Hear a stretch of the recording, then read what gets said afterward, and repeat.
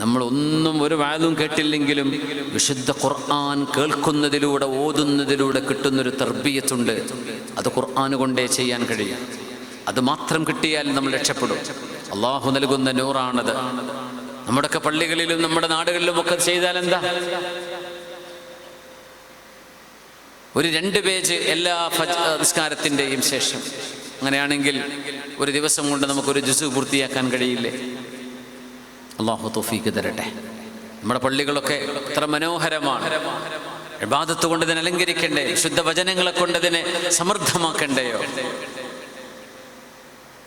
വിശുദ്ധ ഖുർആൻ നമ്മുടെ ജീവനാണ്, നമ്മുടെ ബാറ്ററിയാണ്. ولقد رأيت رسول الله صلى الله عليه وسلم يصلي.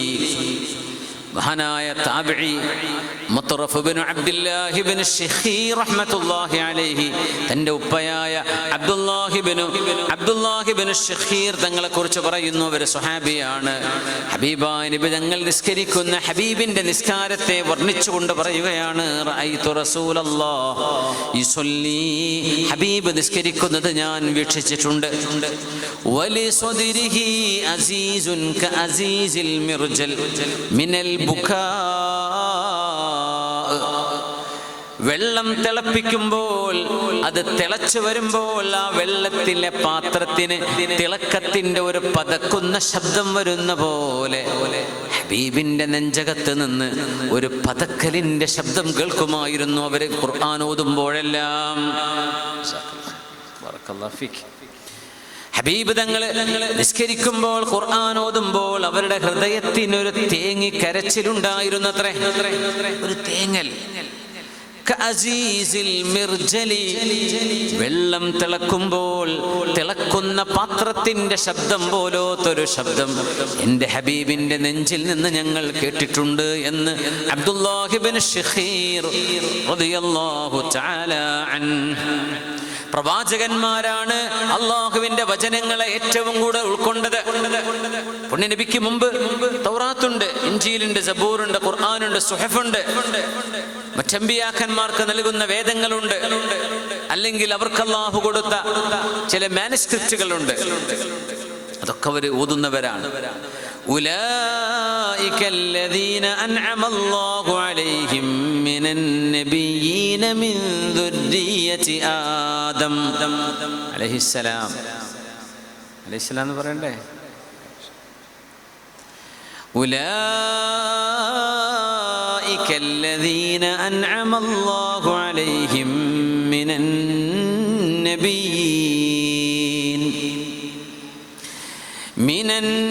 النبيين من ذرية آدم وممن حملنا مع نوح عليه السلام ومن ذرية إبراهيم وإسرائيل وممن هدينا واجتبينا إذا تتلى عليهم آيات الرحمن. പ്രവാചകന്മാരെ കുറിച്ച് പറയണേ, അവർ അള്ളാഹുവിന്റെ ദൃഷ്ടാന്തങ്ങൾ ആയാത്തുകൾ കേൾക്കുമ്പോൾ إذا تتلى عليهم آيات الرحمن خروا سجدا وبكيا. يا الله, ആരെക്കുറിച്ചായി പറയുന്നത്? أولئك الذين أنعم الله عليهم من النبيين من ذرية آدم. മനുഷ്യ പരമ്പരയുടെ തുടക്കക്കാരനായ ആദ്യ പിതാവ് ആദം നബി അലൈഹിസ്സലാമിലൂടെ കടന്നു വന്ന പ്രവാചകന്മാരെ കുറിച്ചാണ് നബിയെ അങ്ങയോട് നാം പറയുന്നത്. പ്രവാചകന്മാർ وممن حملنا مع نوح. നൂഹ് നബിയുടെ കപ്പലിലേറി വന്ന പ്രവാചകരും കൂടെയുണ്ടായിരുന്ന മഹാന്റെ വിശ്വാസത്തെ സ്വീകരിച്ച മുഅ്മിനീങ്ങളായ ആളുകളും. ومن ذرية إبراهيم وإسرائيل. ഇബ്രാഹിം നബിയുടെയും ഇസ്രായേൽ നബിയുടെയും മക്കളിലൂടെ. ആരാ ഇസ്രായേൽ നബി? യാക്കൂബ് നബി. യാക്കൂബ് നബിയുടെ പേരാണ് ഇസ്രായേൽ.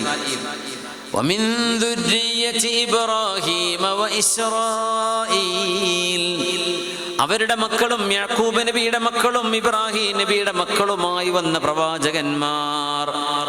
വമിമ്മൻ ഹദൈനാ വജ്തബൈനാ, നാം തിരഞ്ഞെടുക്കുകയും ഹിദായത്ത് നൽകുകയും ചെയ്തവരാണ് അവർ. എന്താ അവരുടെ അവസ്ഥ? ഇദാ തുത്ലാ അലൈഹിം ആയാതുർ റഹ്മാൻ, കാരുണ്യവാന്റെ അള്ളാഹിനെ കുറിച്ച് പറഞ്ഞെടുത്ത് റഹ്മാൻ എന്ന പ്രയോഗം, കാരുണ്യവാനായ അള്ളാഹുവിന്റെ ദൃഷ്ടാന്തങ്ങൾ ഓതി കേൾപ്പിക്കപ്പെടുമ്പോൾ ഖറൂ സുജ്ജദൻ വബുകിയാ, കരഞ്ഞുകൊണ്ട് സുജൂദ് ചെയ്തുകൊണ്ട് അവർ താഴെ വീഴുന്നവരാണ്, സുജൂദിൽ വീഴുന്നവരാണ് അവര്. അല്ലാഹുവിന്റെ ആയത്ത് കേൾക്കുമ്പോൾ ഇവിടെ നമുക്ക് മനസ്സിലാക്കേണ്ട ഒരു കാര്യമുണ്ട്. നമ്മൾ ചെറിയൊരു അസുഖം വരുമ്പോഴേക്കും നിസ്കാരമില്ല. ഒന്ന് ജലദോഷം പിടിച്ച് പനി പിടിച്ചാൽ ളുഹറുല്ല, അസ്റുല്ല, മഗ്രിബുല്ല, ഒന്നുമില്ല. കാലിന് ചെറിയൊരു നഖം വന്ന് ചീന്തിപ്പോയാൽ പിന്നെ ഒരു മാസത്തെ നിസ്കാരമില്ല. കയ്യിന് ബാൻഡേജ് കിട്ടിയോ പിന്നെ 4 മാസത്തെ നിസ്കാരമില്ല. ചിലരെങ്കിലും അല്ലാഹു ഇങ്ങനെ ആക്കിയോണ്ടല്ലേ, എനിക്ക് ഓതുണ്ടാക്കാൻ പറ്റാണ്ടാക്കിയത് പഠിച്ചവനല്ലേ. സുബ്ഹാനല്ലാഹ്. ആയാത്തുർ റഹ്മാൻ എന്ന് പറഞ്ഞെടുത്ത് ഞാൻ ഒന്ന് കയറി പിടിച്ചൊരു കാര്യം പറയണേ, വിഷയത്തിന്റെ ഭാഗം അല്ല എന്നിരിക്കാം. ആരാണ് ഈ റഹ്മാൻ? പുണ്യനബി അള്ളാഹുവിനെ പരിചയപ്പെടുത്തിയത്, അള്ളാഹുവിനെ എങ്ങനെയാ പരിചയപ്പെടുത്തിയത്? കാരുണ്യവാനായ അള്ളാഹു. ഇത് പറഞ്ഞത് ജനിക്കുമ്പോൾ വാപ്പയെ കണ്ടിട്ടില്ലാത്ത നബിയാണ് സല്ലല്ലാഹു അലൈഹി വസല്ലം. 6 വയസ്സിൽ ഉമ്മ മരണപ്പെട്ടു. മദ്രസയിലും സ്കൂളും ചേർത്തിട്ടേ ഉണ്ടാവുള്ളൂ. അപ്പോൾ അല്ലേ, ഒരു പാരൻസ് ഈവനിങ്ങിന് വരാൻ വാപ്പയില്ല ഉമ്മയില്ല, ഉണ്ടോ? ഉമ്മയെ കിട്ടിയില്ല. 7 മക്കളുണ്ടായിരുന്നു. 6 മക്കളും വാപ്പയായി നബിതങ്ങൾ ജീവിച്ചിരിക്കെ മരിച്ചു. ആ മക്കളെ സ്വന്തം കൈകൊണ്ട് മറവ് ചെയ്ത വാപ്പയാ നബിതങ്ങൾ സല്ലല്ലാഹു അലൈഹി വസല്ലം. അങ്ങനത്തെ നബി അള്ളാഹുവിനെ പരിചയപ്പെടുത്തിയത് ബിസ്മില്ലാഹിർ റഹ്മാനിർ റഹീം, കാരുണ്യവാനും കരുണാവാരിധിയുമായ അള്ളാഹു. അപ്പൊ നിബിധങ്ങൾ നമുക്ക് പഠിപ്പിച്ചു തരുന്ന അള്ളാഹു ആരാ? നമ്മളാണെങ്കിൽ ഈ സ്ഥാനത്തത് പറയോ റഹ്മാനു റഹീം? ഹബീബിനത് പറയാൻ, പഠിപ്പിച്ചു തരാൻ ഒരു മടിയുണ്ടായില്ലല്ലോ. അങ്ങനെയല്ലേ അള്ളാഹുവിനെ പരിചയപ്പെടുത്തിയത്. സല്ലു അല നബി മുഹമ്മദ്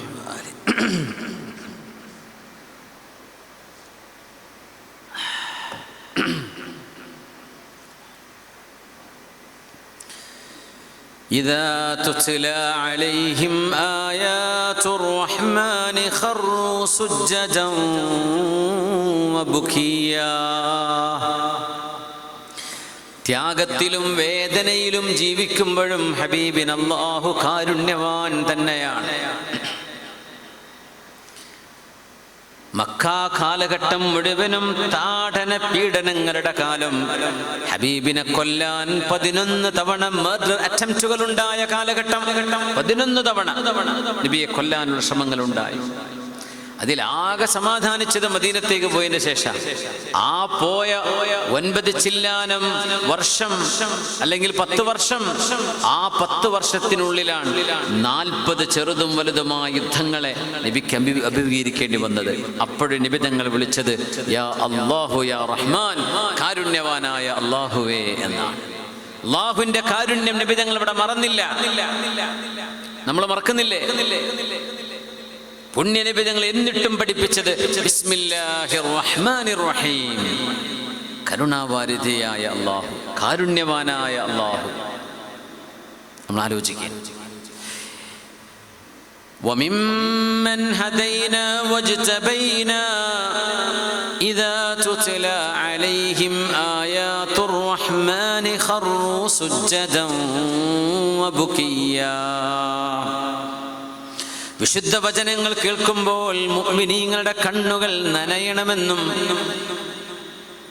കരുണയാൽ മനസ്സ് നിറഞ്ഞ് അല്ലാഹുവിനോടുള്ള സ്നേഹം കൊണ്ട് നെറ്റിത്തടം മണ്ണിലേക്ക് ചേർത്ത് വെച്ച് സുജൂദിൽ വീഴുന്നവരാണ് ഈ ഗ്രന്ഥത്തിന്റെ അനുയായികളെന്ന് പരിശുദ്ധ റസൂൽ സ്വല്ലല്ലാഹു അലൈഹി വസല്ലം.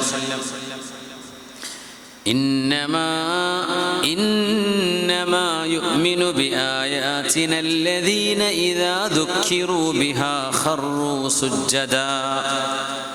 خروا سجدا وسبحوا بحمد ربهم وهم لا يستكبرون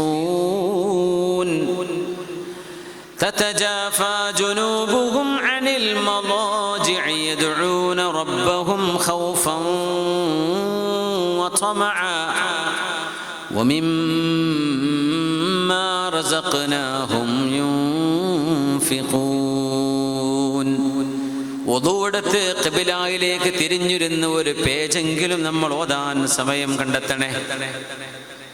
എത്ര തിരക്കാണെങ്കിലും മക്കളെ ഒരുക്കണം, മക്കളെ കിടത്തണം, ഭക്ഷണം കൊടുക്കണം, അവരെ വസ്ത്രം അലക്കി കൊടുക്കണം, പഠിക്കാനുണ്ട്, അസൈൻമെന്റുകളുണ്ട്, ഹോംവർക്കുകളുണ്ട്. എൻ്റെ പൊന്നുമക്കളെ, വിദ്യാർത്ഥിനികളെ, ഈ വിശുദ്ധ ഗ്രന്ഥത്തോടുള്ള ബന്ധമെങ്ങാനും മറ്റുപോയാൽ ചാർജില്ലാത്ത ഡെഡായി കിടക്കുന്ന ബാറ്ററി കൊണ്ട് ഏത് മൊബൈൽ വർക്ക് ചെയ്യാനാണ്? മനുഷ്യന്റെ ശരീരം ഡെഡായി പോകും. മുഅ്മിനീങ്ങളെ, സത്യവിശ്വാസിനികളെ, ഇതൊരു ബാറ്ററിയാണ്, ഇതൊരു ചാർജാണ്. ആ ചാർജ് ചെയ്തില്ലെങ്കിൽ നമ്മൾ എന്തിനു കൊള്ളും? പിന്നെ ലോകത്ത് കാണുന്ന എല്ലാ തരത്തിലുമുള്ള ഭൗതികതയുടെ തേരോട്ടത്തിന്റെ ഭാഗമായി നമ്മളും ഓടാൻ തുടങ്ങും. യൂട്യൂബർമാരും ഇൻഫ്ലുവൻസേഴ്സും കാണിച്ചു കൂട്ടുന്നതൊക്കെ ശരിയാണെന്ന് പറയാൻ തുടങ്ങും. അതിന് ഓശാരം പറയാനും ലൈക്ക് അടിക്കാനും അതിന് ചിരിച്ചു കൊടുക്കാനും അത് ഫോർവേഡ് ചെയ്യാനും ഇതിനൊക്കെ പിന്നെ സമയമുള്ളൂ.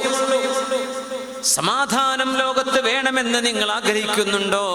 ആ സമാധാനത്തിന്റെ നിധിയാണ് പരിശുദ്ധ ഖുർആൻ. അത് ഓതാൻ അറിയാന്ന് പറഞ്ഞ എത്ര വലിയ ഭാഗ്യമാണ്, എത്ര വലിയ ഭാഗ്യമാണ്. അറബ് ഭാഷ അറിയാത്തവർക്ക് പോലും ഖുർആൻ മനഃപ്പാഠമാക്കാൻ അല്ലാഹു എളുപ്പമാക്കി കൊടുക്കുന്നില്ലേ? വലഖദ് യസ്സർനൽ ഖുർആന ലിദ്ദിക്രി ഫഹൽ മിൻ മുദ്ദക്കിർ. ഇത് മനഃപ്പാഠമാക്കാൻ എളുപ്പമാണ്.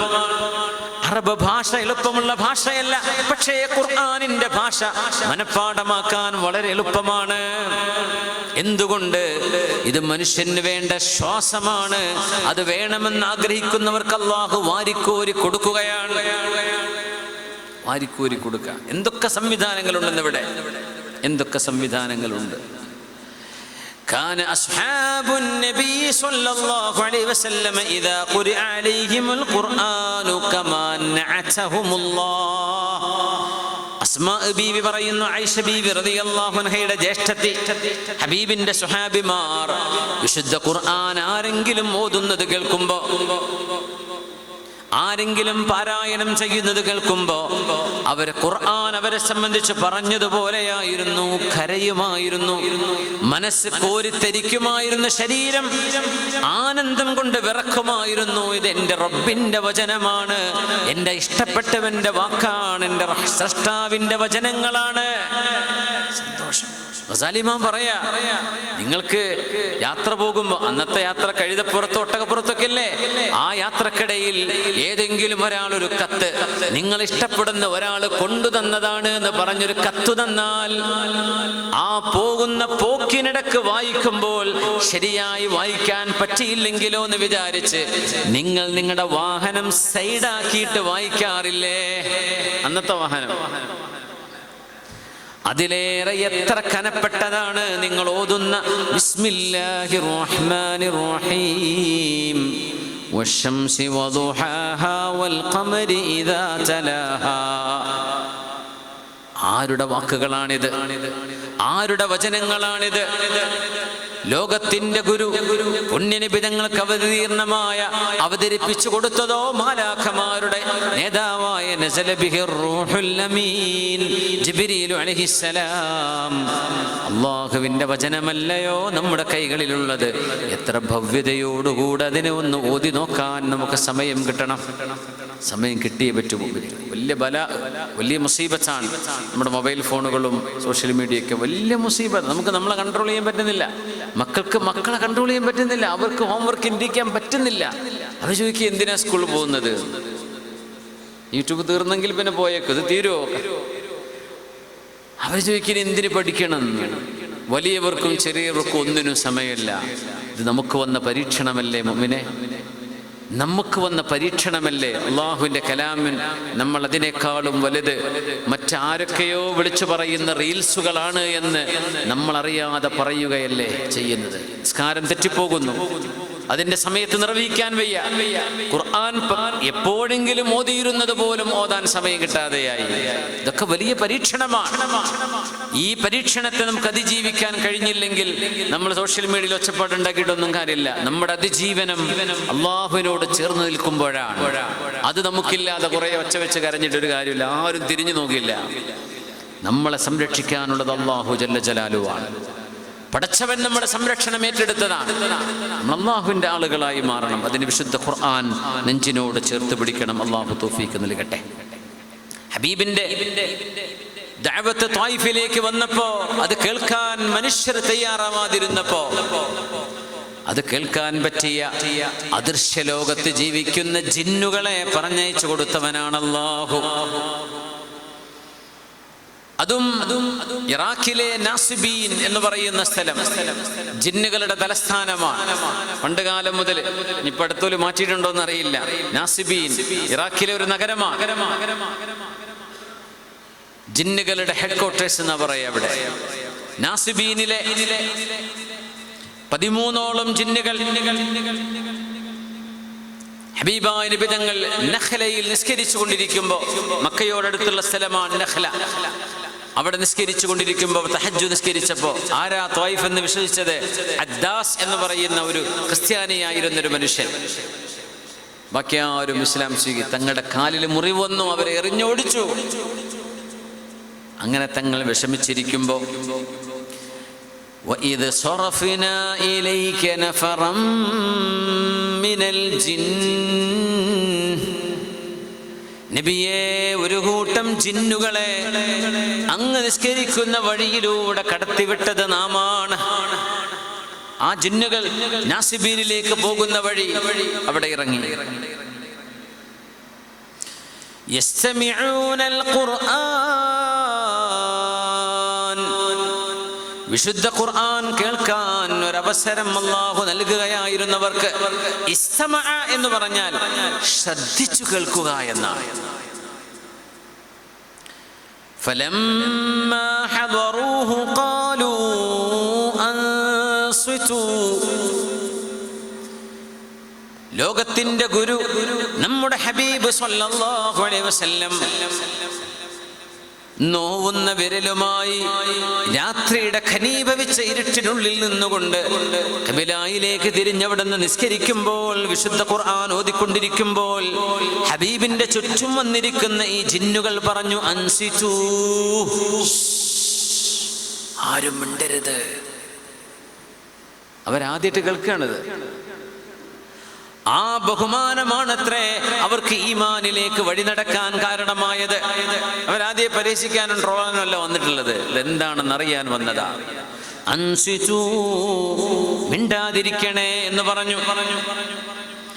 ഫലമ്മാ ഖുദി, ഹബീബിന്റെ നിസ്കാരം കഴിഞ്ഞപ്പോൾ വല്ലൗ ഇലാ ഖൗമിഹിം മുൻദിരീൻ,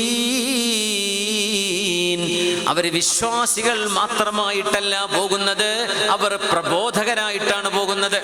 അവർ നന്നായി എന്ന് മാത്രമല്ല, തങ്ങളുടെ നാസിബിയിൽ കിടക്കുന്ന 10,000 ജിന്നുകൾക്ക് ദഅവത്ത് ചെയ്യാൻ പറ്റുന്ന പണ്ഡിതന്മാരായി മാറിയിട്ടാണ് അവർ പോകുന്നത് അവിടെ നിന്ന്. അത് ഹബീബിന്റെ ഒരു പ്രത്യേകതയാണ്.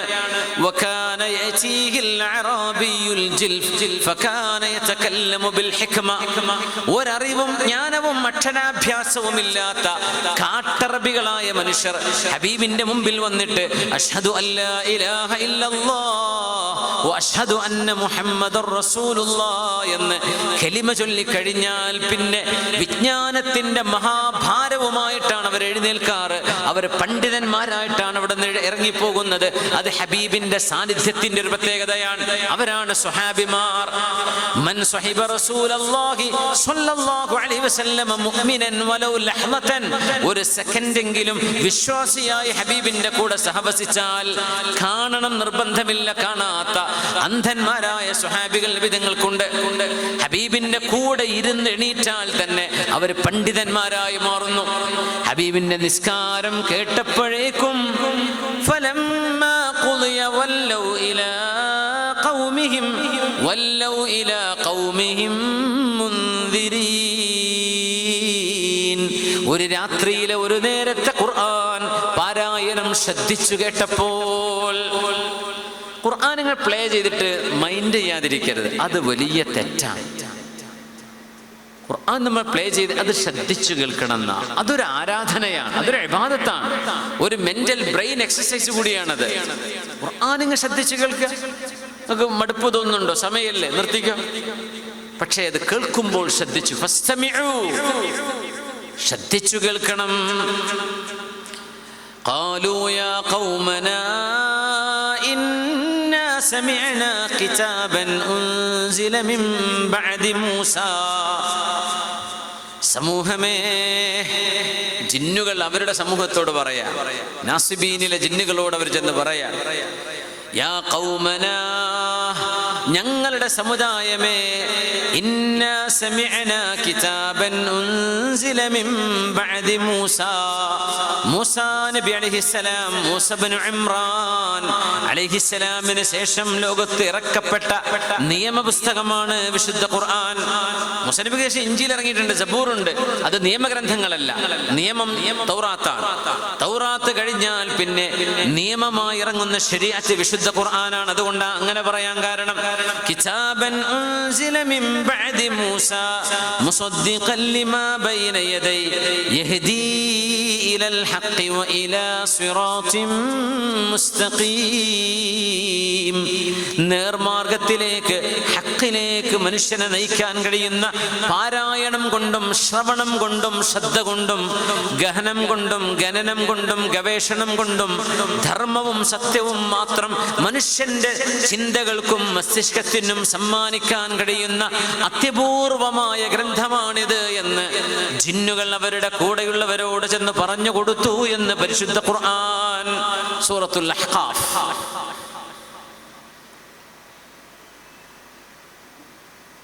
വലീദ് ഇബ്നു മുഗീറയെ അമ്പരിപ്പിച്ച ഗ്രന്ഥമാണത്. പോട്ടെ, ആധുനികരായ എത്ര പേർ പരിശുദ്ധ ഖുർആനിന്റെ പാരായണം കൊണ്ട്, എത്രയോ ആളുകൾ, എണ്ണം പറയാറില്ല, അത്രക്ക് മേൽ ആളുകൾ ഇസ്ലാം സ്വീകരിച്ചു കൊണ്ടിരിക്കുകയാണ്. ഇപ്പൊ പറയും ഇവിടെ നോക്കുമ്പോൾ കടന്നുപോയ നമ്മുടെ മിഡിൽ ഏഷ്യൻസ് ആയിരിക്കും. അല്ലല്ല, യൂറോപ്യൻസ് തന്നെ, അമേരിക്കൻസും ഓസ്ട്രേലിയൻസും അവിടുത്തെ നേറ്റീവ്സ്, എത്നിക്കലി ആ നാട്ടുകാരായ ആളുകൾ നോക്കണം. ഇങ്ങ് കിഴക്കൻ രാജ്യങ്ങളിൽ അവർക്കൊക്കെ ഇച്ചിരി മടുപ്പോ ഇസ്ലാം ഇച്ചിരി പോരാന്നൊക്കെ തോന്നുന്നുണ്ടെങ്കിൽ ഇതാണ് ഞങ്ങൾക്ക് വേണ്ടത് എന്ന് പടിഞ്ഞാറുകാരനെ കൊണ്ട് അല്ലാഹു പറയിപ്പിക്കുകയാണ്. അതാണ് അത്ഭുതം. നമുക്കിപ്പോൾ അതൊക്കെ ഖുറാഫാത്തും അതൊക്കെ വേണ്ടാത്തതൊക്കെ തോന്നിയല്ലേ. ഞങ്ങൾക്കിത് വേണം. ലണ്ടനിൽ കുറച്ചങ്ങോട്ട് ഒരു 100-200 കിലോമീറ്റർ ദൂരം യാത്ര ചെയ്തിട്ട് ഞങ്ങളൊരു പള്ളിയിലെത്തിയിരുന്നു. ആ പള്ളിയിൽ അവിടുത്തെ നേറ്റീവ് ഇംഗ്ലീഷുകാരായ ആളുകൾ, അവരുടെ ഒരു പള്ളിയൊരു മജ്‌ലിസുണ്ട്, ഒറിജിനൽ ഇംഗ്ലീഷുകാര്. അവര് ഷാദുലി ത്വരീഖത്തിന്റെ റത്തീബ് ചൊല്ലുന്നു. എനിക്ക് അത്ഭുതമായിപ്പോയി. മിനിമം ഖുർആൻ ഓതാനൊക്കെ പഠിച്ചിട്ടുണ്ടാവുള്ളൂ എന്ന് വിചാരിച്ചു. അപ്പോൾ അവിടെ നിന്നൊക്കെ സ്റ്റേജ് കടന്ന് അഹ്ലുസുന്ന വൽ ജമാഅത്തിന്റെ അതിൻ്റെ അടിസ്ഥാനങ്ങളിലേക്ക് ഇറങ്ങിച്ചെന്ന് ഷാദുലി ത്വരീഖത്തിന്റെ മശായിഖന്മാർ നൽകിയ വിർദുകൾ ഓതുന്ന മജ്‌ലിസിൽ ഞാൻ പേഴ്സണലി പങ്കെടുത്തിട്ടുണ്ട്. അത്ഭുതപ്പെട്ടു പോവുക. നമുക്കിത് ഇവിടെ ഖുറാഫാത്താണ്. അള്ളാഹു ചില ആളുകളുടെ കണ്ണവിടെ തുറപ്പിച്ചു കൊണ്ടിരിക്കുകയാണ്. അവരത് കണ്ടുകൊണ്ടിരിക്കുകയാണ്, അവരത് സ്വീകരിച്ചു കൊണ്ടിരിക്കുക, അവർ നെഞ്ചിലേക്ക് ചേർത്ത് പിടിച്ചുകൊണ്ടിരിക്കുകയാണ്. ഇംഗ്ലീഷുകാരെ കൺവിൻസ് ചെയ്യാൻ എളുപ്പമില്ല. അവരങ്ങ് കണ്ണും വിശ്വസിക്കൊന്നുമില്ല. അവർക്ക് ബോധ്യപ്പെടണം. അവരെ കൺവിൻസ് ചെയ്യാൻ മാത്രമുള്ള യുക്തിഭദ്രത ഈ ദീനിനും ഇതിൻ്റെ സംവിധാനങ്ങൾക്കും ഉണ്ട് എന്ന് മനസ്സിലാക്കാനുള്ള സാമാന്യ ബോധം നമ്മുടെ നാട്ടുകാർക്ക് ഉണ്ടായാൽ മതി. ഈ കളിയാക്കുന്നവർക്കും പരിഹസിക്കുന്നവർക്കൊക്കെ. സുബ്ഹാനല്ലാഹ്. സഈദ് ഇബ്നു സൈദ് റളിയല്ലാഹു അൻഹു എന്ന് പറയുന്ന സ്വർഗ്ഗത്തിലേക്ക് പോകുന്ന ഒരു സ്വഹാബിയുടെ പേര് നമ്മൾ കേട്ടിട്ടുണ്ട്. സഅദിൻ സഈദിൻ സുബൈറിൻ ത്വൽഹത്തിൻ വഅബി ഉബൈദത്തിൻ വബിനി ഔഫിൻ ആശിരിൽ കറമി.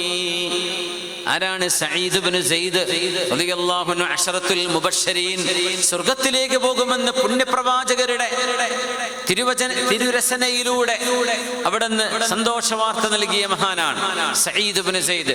ഉമർ റളിയല്ലാഹു അൻഹുവിന്റെ പെങ്ങളുടെ ഭർത്താവ്. ഉമർ തങ്ങളുടെ അളിയൻ എന്നൊക്കെ പറയുന്നു മലപ്പുറത്ത്. നിങ്ങളോട് എന്താ പറയാ? പ്രിയപ്പെടാന്നോ? പെങ്ങളുടെ ഭർത്താവ് അളിയൻ. ഉമർ തങ്ങളുടെ പെങ്ങളുണ്ട് ഫാത്തിമ ബിൻതുൽ ഖത്താബ്. അവരെ കല്യാണം കഴിച്ചത് സഈദ് ഇബ്നു സൈദ് തങ്ങളാണ് റളിയല്ലാഹു അൻഹു. അദ്ദേഹമാണ് സ്വർഗ്ഗത്തിലേക്ക് പോകുന്ന 10 പേരിൽ ഒരാൾ. ഒന്ന് സഅദ് ഇബ്നു അബി വഖാസ്, പിന്നെ സഈദ് ഇബ്നു സൈദ് റളിയല്ലാഹു അൻഹു.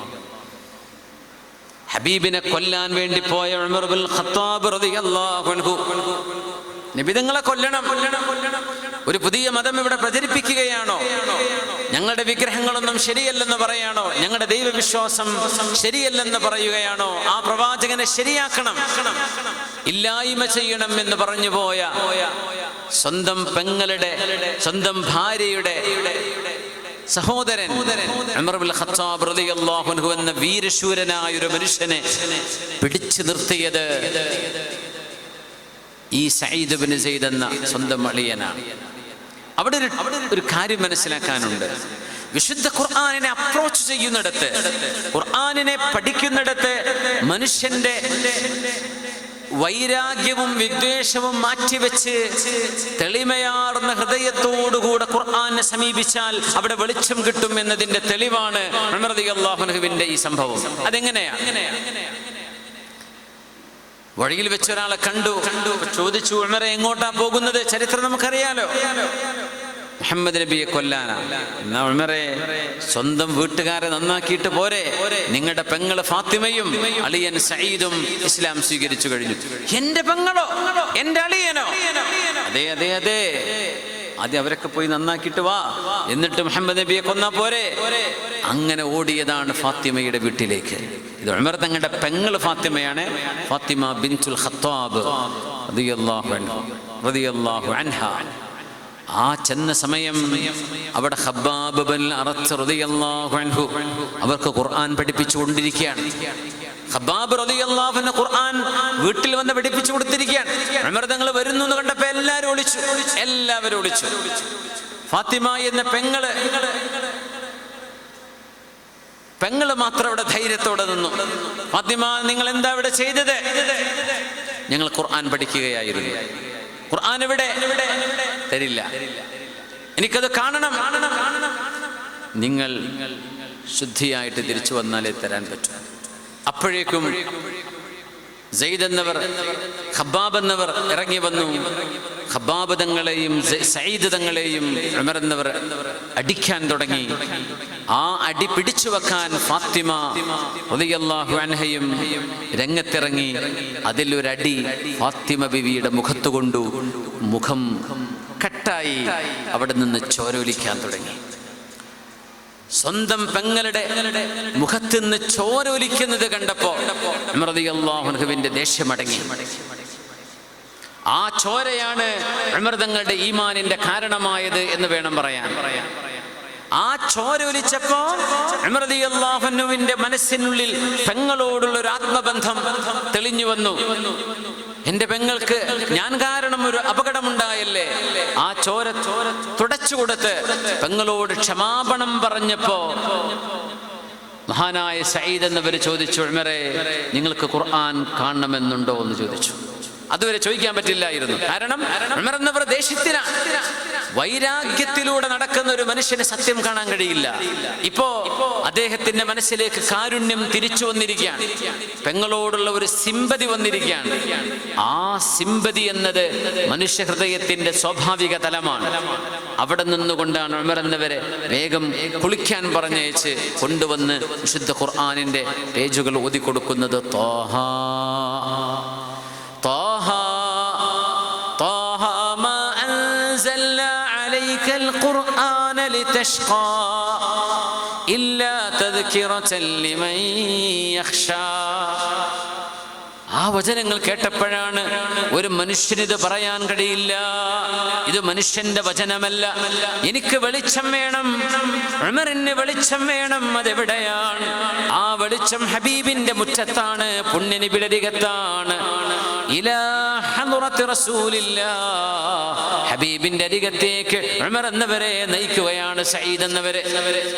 അതുകൊണ്ട് മഹാന്മാർ പറഞ്ഞു, സ്വന്തം പെങ്ങളുടെ മുഖത്ത് നിന്ന് കണ്ട ചോരപ്പാട് കൊണ്ട് ഉമർ റളിയല്ലാഹു അൻഹുവിന്റെ വൈരാഗ്യം അടങ്ങുകയും ഹൃദയത്തിന്റെ ഉള്ളിലെ കാരുണ്യം തെളിഞ്ഞു വരികയും ചെയ്തപ്പോൾ ആ തെളിമയായ ഹൃദയത്തിലേക്കാണ് ഈമാനിന്റെ വെളിച്ചം വന്നത്.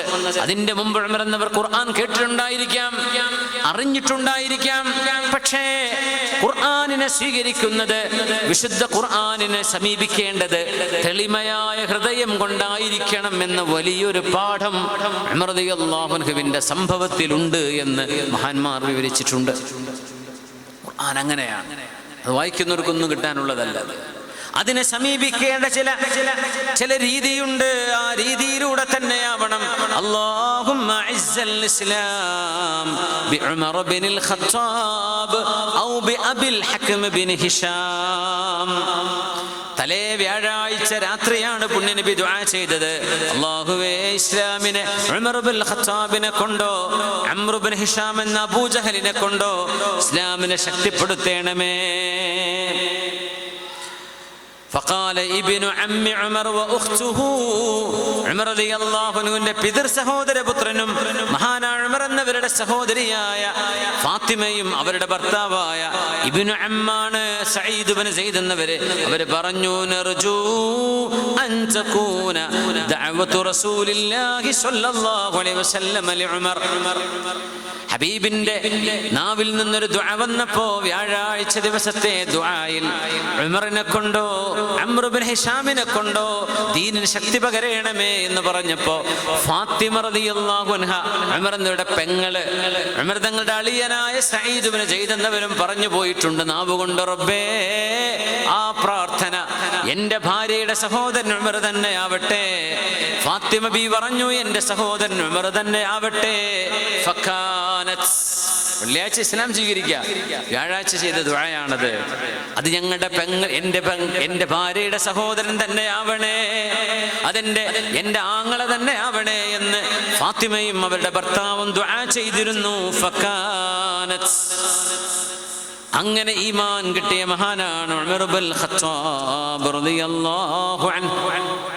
കൊണ്ട് മുഅ്മിനെ ഹൃദയം ശുദ്ധമാക്കുക, വൈരാഗ്യം വിദ്വേഷവും ഇല്ലായ്മ ചെയ്യുക. നമ്മുടെ ഖൽബ് ശുദ്ധിയാണെങ്കിൽ വല്ലാഹി ലൗ തഖറത് ഖുലൂബുഹും ലം യശ്ബഉ ലം യസ്അമു മിൻ കിതാബില്ലാഹ്. അല്ലാഹുവിന്റെ ഗ്രന്ഥത്തോട് ഹൃദയത്തിന് മടുപ്പ് വരില്ലായിരുന്നു ഹൃദയം ശുദ്ധമാണെങ്കിൽ.